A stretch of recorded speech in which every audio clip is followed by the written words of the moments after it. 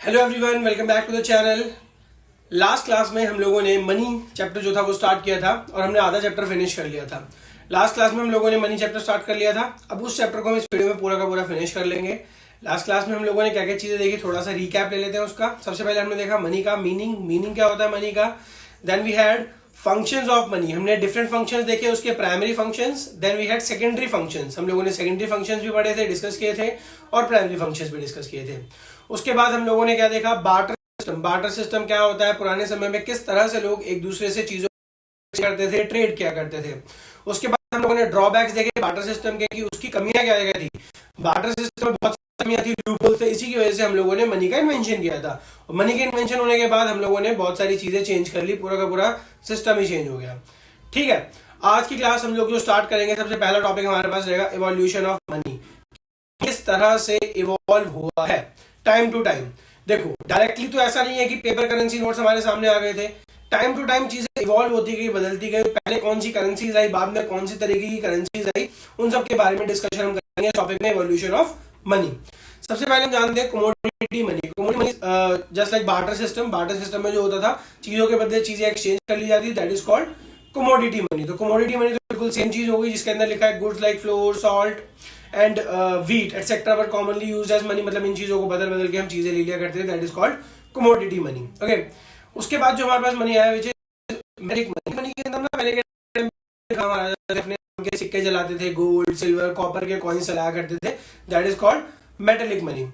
उसके बाद जो अभी हम करंट टाइम पे यूज कर रहे हैं which is paper money. Paper money सब लोग जानते हैं, जो हम करेंसी नोट्स यूज करते हैं। ओके, ये बहुत डिफिकल्ट था पहले जो मेटेलिक मनी था उसको कैरी करना। अब गोल्ड सिल्वर बहुत प्रीशियस मेटल से कह सकते हैं, उनको कैरी करके इधर उधर लेकर जाना बहुत टफ लगता था लोगों को। तो इस वजह से हम लोगों ने पेपर मनी का इन्वेंशन किया।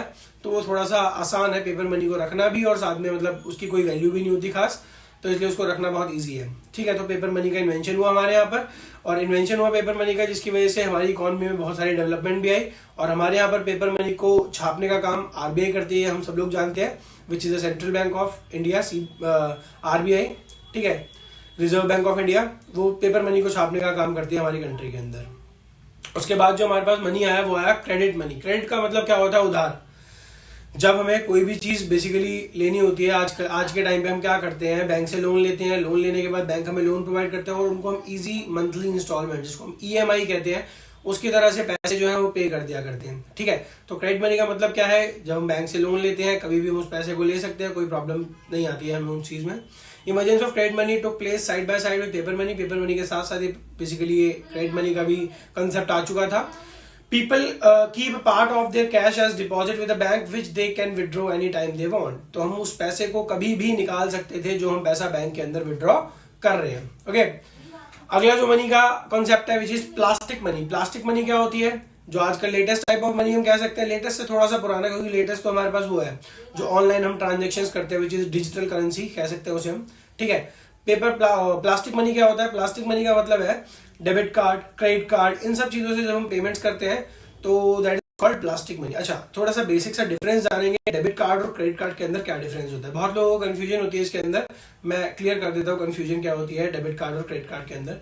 देखो, डेबिट कार्ड और क्रेडिट कार्ड दोनों के दोनों कार्ड्स होते हैं, दोनों के ऊपर नंबर्स डले होते हैं और हम उनसे पैसे निकाल लेते हैं। ओके, लेकिन डेबिट कार्ड से हम उतने ही पैसे निकाल सकते हैं जितने हमारे बैंक अकाउंट के अंदर अवेलेबल है। फॉर एग्जाम्पल, मेरा एक बैंक अकाउंट है, मेरे पास उसका डेबिट कार्ड है। ठीक, उस बैंक अकाउंट के अंदर मैंने 1 लाख रुपीज डिपॉजिट करे हुए हैं, तो मैं उस डेबिट कार्ड से 1 लाख रुपीज ही यूज कर सकता हूँ, स्पेंड कर सकता हूँ। ओके, और दूसरी चीज है मेरे पास क्रेडिट कार्ड। क्रेडिट कार्ड के अंदर मुझे पैसे जमा कराने की जरूरत नहीं है, कोई भी चीज मैं डिपॉजिट नहीं करूंगा, मुझे बैंक वो क्रेडिट कार्ड प्रोवाइड कराएगा और उसके अंदर एक पर्टिकुलर अमाउंट की लिमिट देगा कि ये आपकी लिमिट है।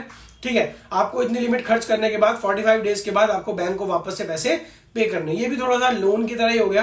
ठीक है, बट कार्ड की तरह हम उसको यूज कर सकते हैं, कहीं पर भी लेके आ जा सकते हैं इजीली। ओके, नेक्स्ट 6 पॉइंट है हमारे पास डिजिटल करेंसी, जो हम आज के टाइम पे बहुत ज्यादा इस्तेमाल कर रहे हैं, विच इज यूपीआई, फोन पे, पेटीएम, कुछ भी कह सकते हैं हम इसको।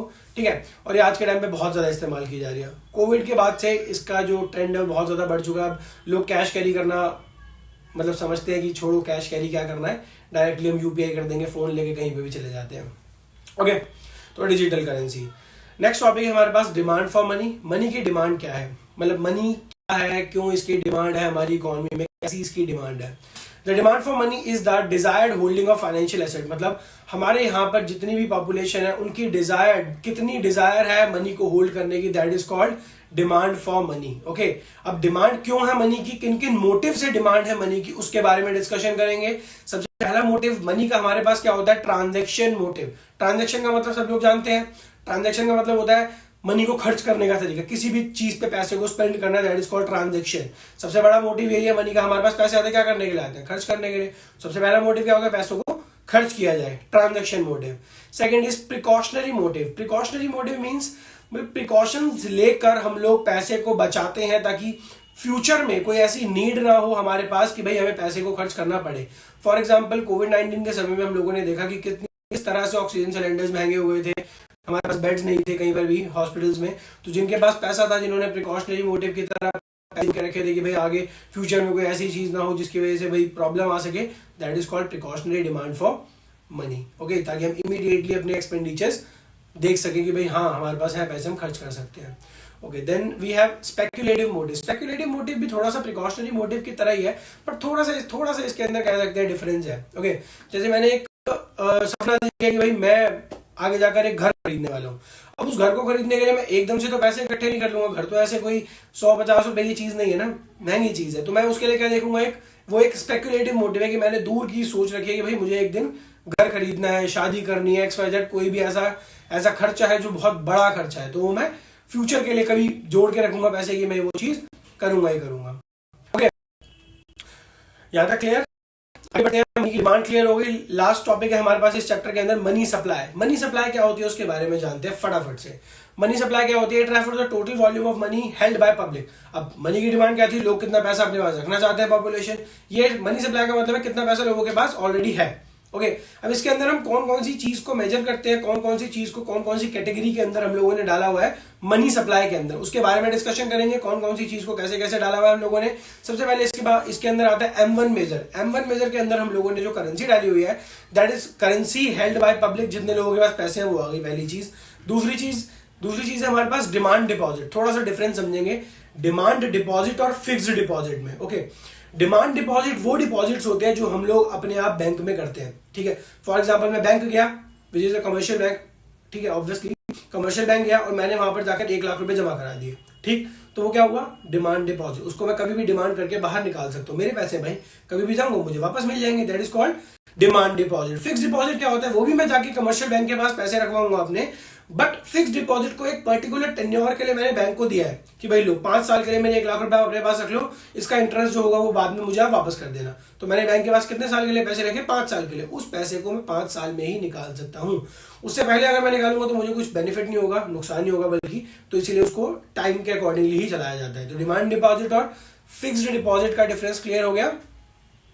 तीसरी चीज कौन सी आती है इसके अंदर, तीसरी चीज है other deposit with reserve bank of India. Reserve bank of India के अंदर और भी तरह के डिपॉजिट्स होते हैं, गवर्नमेंट के डिपॉजिट, गवर्नमेंट की सिक्योरिटीज के डिपॉजिट, वर्ल्ड बैंक के डिपॉजिट, IMF के डिपॉजिट, बाहर की कंट्री की करेंसीज, वो सब चीजें भी किसके अंदर आती है, M1 मेजर के अंदर आती है।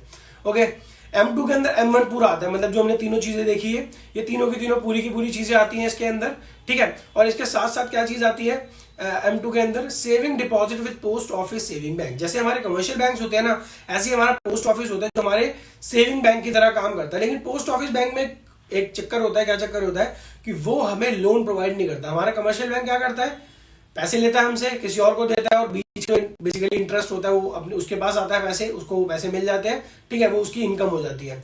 लेकिन जो पोस्ट ऑफिस सेविंग बैंक होता है ये लोन प्रोवाइड नहीं करता है, सिर्फ और सिर्फ आपका पैसा अपने पास रखता है, जब आपको जरूरत होती है आपको वापस कर देता है, ठीक।